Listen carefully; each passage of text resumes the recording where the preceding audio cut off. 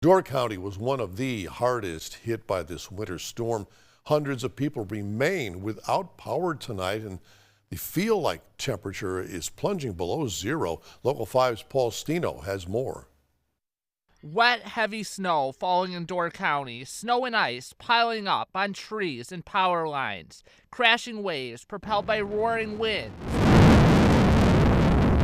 Strong gusts snapping trees throughout the county. Due to the strong winds and heavy snow, caused a lot of power outages all across Door County, including Washington Island and Northern Door. Those were the areas that were the hardest hit. A WPS spokesperson tells Local 5 News that at its peak, about 2,000 of their Door County customers lost power, another 600 in the dark on Washington Island. Crews working through the night in the bitter cold to restore the power. County officials setting up a warming center at the fire station in Sister Bay for those like Tom Winnesheimer, who will likely need to wait until Tuesday morning for their lights and heat to pop back on. When I left and came over here, it was 42 degrees.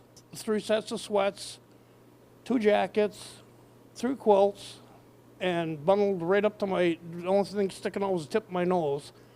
And that got cold and said, screw it, I'm going across the street. Winnesheimer, one of several dozen people who stopped by the warming shelter on Monday. That's the way it should be. You know, everybody should help everybody else out, and that's the way it is up here. Winnesheimer and others hoping that it won't be long until they can enjoy the Door County winter wonderland from the warmth of their own homes. In Sister Bay, Paul Stino, Local 5 News.